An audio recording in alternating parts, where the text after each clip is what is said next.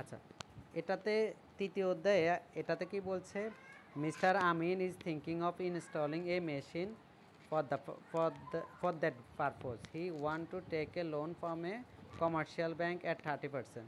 আচ্ছা, সে একটা মেশিন কিনবো, ওই জন্য সে 13% ঋণে একটা মেশিন ঋণ নিচ্ছে। কেমন? The cost of the machine is 6 lakh, 6 lakh টাকা। The loan is payable at 6 equal instalment.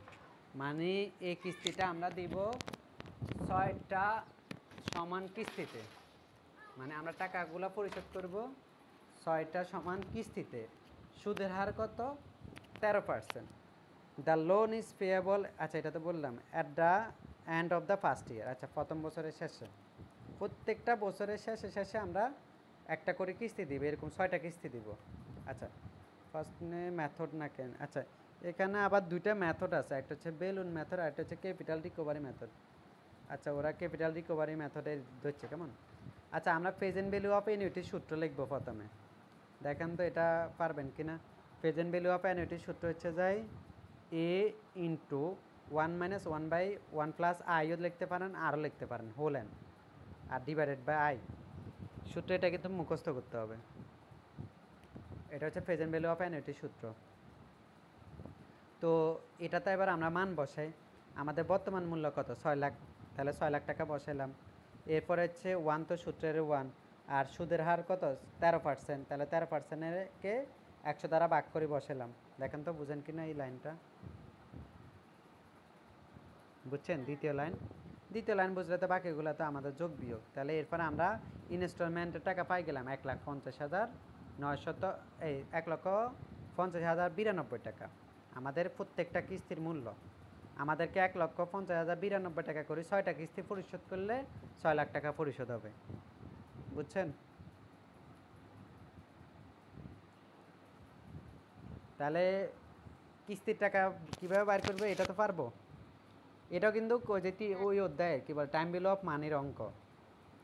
আচ্ছা, এরপরে আমাদেরকে লোন অ্যামোর্টাইজেশন শিডিউল বার করতে হবে। মানে বছরের শুরুতে ঋণ কত, বছরের শেষে ঋণ কত, প্রতি ঋণে সুদ কত টাকা যার, প্রতি ঋণে আসল কত টাকা যার।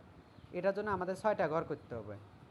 একটা হচ্ছে নাম্বার অফ ইয়ার্স, প্রতি বছর। দেখেন প্রথম ঘরটা হচ্ছে যায় ইয়ারের, 1 থেকে 6 বছর লিখে ফেলছি। দ্বিতীয় ঘরটা হচ্ছে লোন অ্যাট দ্য বিগিনিং, বছরের শুরুতে ঋণের। তৃতীয়টা হচ্ছে ইনস্টলমেন্ট। আমরা তৃতীয়টার মধ্যে প্রথমে অঙ্ক লিখে ফেলবো, সবগুলো টাকা লিখে ফেলবো। 6 বছরে 1,50,092, 6বার লিখে ফেলছি। পারবো তো? ইনস্টলমেন্ট এটা আমরা এটা 6বার লিখে ফেলছি। এরপর ইন্টারেস্ট বাইর করবো হচ্ছে প্রারম্ভিক ঋণের উপর 13%। প্রারম্ভিক ঋণের উপর 13%।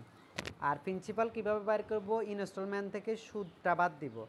মানে তৃতীয় কলাম যে ইনস্টলমেন্ট আছে না, ওটা থেকে ইন্টারেস্ট, চতুর্থ কলামটা বাদ দিব। আর প্রিন্সিপাল কেমনে বাইর করব? আমরা প্রারম্ভিক ঋণ থেকে 2 নম্বর কলাম থেকে 5 নম্বর 2 নম্বর, সরি প্রিন্সিপাল কেমনে, আচ্ছা, প্রিন্সিপাল কতটুকু গেছে এটা আমরা ইনস্টলমেন্ট থেকে ইন্টারেস্ট বাদ দিলে তো তাহলে প্রিন্সিপাল। এরপরে আমরা লোন অ্যাট দ্য এন্ড, মানে বছরের শেষে ঋণ কত, এটা আমরা প্রারম্ভিক ঋণ থেকে মানে 2 নম্বর কলাম থেকে প্রিন্সিপালটা মানে সুদ আসল টাকা কত গেছে, তাহলে 2 নম্বর কলাম থেকে 5 নম্বর কলাম বাদ দিব। তাহলে আমরা বছরের শেষে কত টাকা আমাদের আর ঋণ আছে এটা পেয়ে যাব। আচ্ছা, তাহলে আমি প্রথম বছরেরটা করে দিতেছি। নাম্বার 1 মানে প্রথম বছরেরটা ইয়ার 1, এটা বছরের শুরুতে তো ঋণ 6 লাখ টাকা। আর ইনস্টলমেন্ট কত টাকা? 1,50,000। ইনস্টলমেন্ট 1,50,092 কই পাইছি? একটু আগে তো আমরা ইনস্টলমেন্ট বাইর করলাম। আর ইন্টারেস্ট কিভাবে পাবো?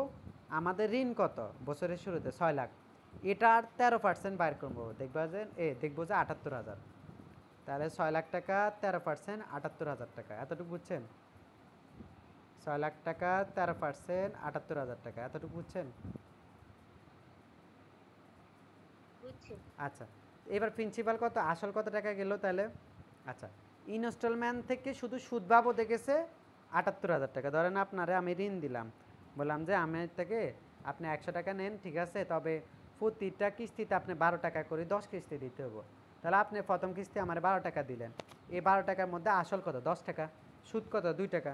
তাহলে আপনি 12 টাকা যে এখানে যে আপনি ইনস্টলমেন্ট দিচ্ছেন 1,50,092 টাকা, এর মধ্যে শুধু সুদ বাবদে 78,000 টাকা। তাহলে আর প্রিন্সিপাল কত গেছে?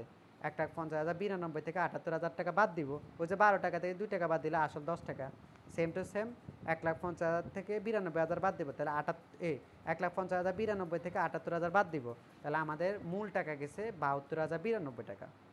ঠিক আছে, আসল গেছে 72,092।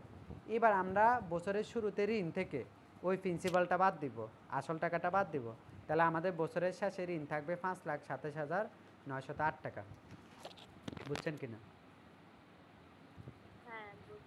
এই বছরের লাই শেষ, পরের বছরের লাই শুরু, তাহলে দ্বিতীয় বছরে শুরুই করবো আমরা এই ফিগার দিয়ে 5,27,908।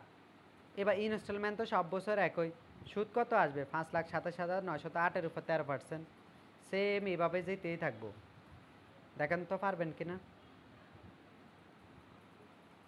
এবার 6 নম্বর যে ইয়ারটা আছে মানে শেষ বছর, এখানে মাঝে মধ্যে ওই যে 1-2 টাকা ঋণ থাকে যায়, ওই জায়গা আমি কি করব?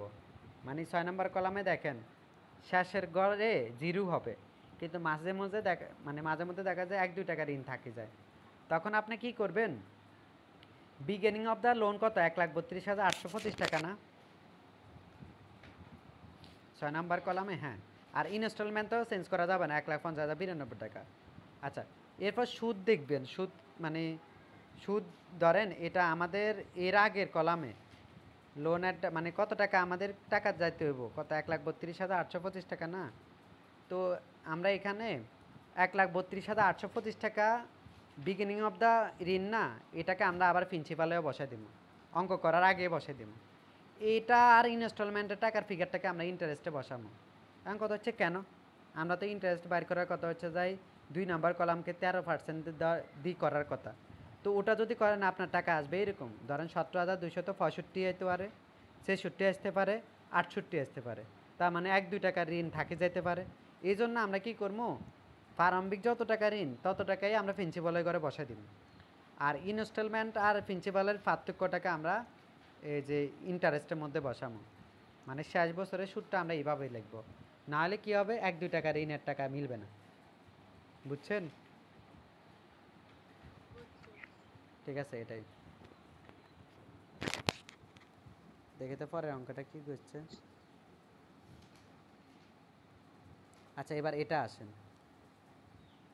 এখানে আবার বেলুন মেথডও আছে। কেমন? বেলুন মেথডে অঙ্ক কীভাবে করতে হয়, এভাবে অ্যামাউন্ট অফ দ্য লোন আর নাম্বার অফ ইনস্টলমেন্ট দ্বারা ভাগ করবেন, তাহলে আপনি কিস্তির টাকা পাই যাবেন।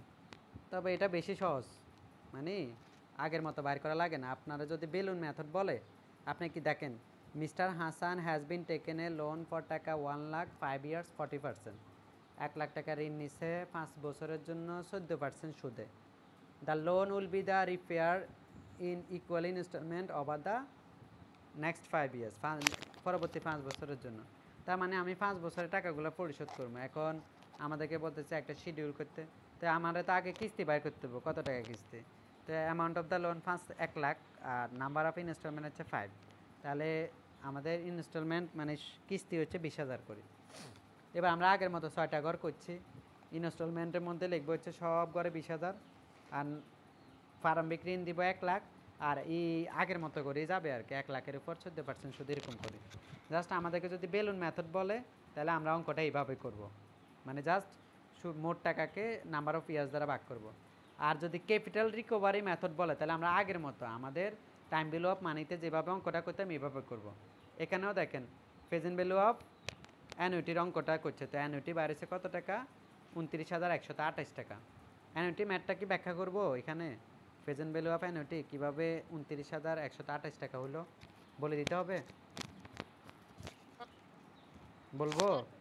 পারবেন? আচ্ছা, এখানে প্রেজেন্ট ভ্যালু অফ অ্যানুইটি আইটা আপনি চাইলে ওই যে সবার নিচেও দিতে পারেন, a into 1 - 1/1 + i whole and divide by i দিতে পারেন, আর এটা না করলে ডাইরেক্ট এর নিচে আই দিলে হবে।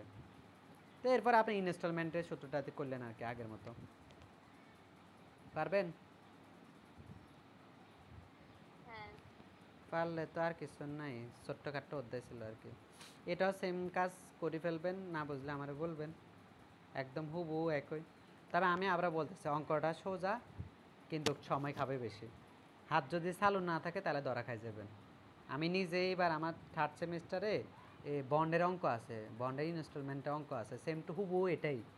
তো পরে করতে গেছি সময় মিলাইতে মানে টাইম মতো শেষ করতে পারিও নাই মনে হয়, পারছি নাকি পারি না, মানে শেষ সময় আমি পুরোটা রিভিশন দিতে পারি না সবগুলা দিছি কিনা ঠিকভাবে, মানে একদম কাটায় কাটায় শেষ হয়েছে আর কি। কাটা কাটা শেষ হয়েছে এটাও বলা যায় না, এক হিসাবে আমি লেটে শেষ করছি কারণ আমি পুরো রিভিশন দিতে পারি নাই সবগুলা ঠিকভাবে লিখছি কিনা। মানে ফুল আনসার করছি কিন্তু রিভিশন দিতে পারতাম, মানে এর 1 নম্বর লেখা হয়েছে না, 1 নং এ বি সি এগুলা সিরিয়াল ঠিক আছে কিনা আমি চেক করতেও পারি নাই। তো এই জন্য এগুলো দিতে হলে টাইম একটু ভালো করে যাচাই বাছাই করতে হবে। তো ঠিক আছে।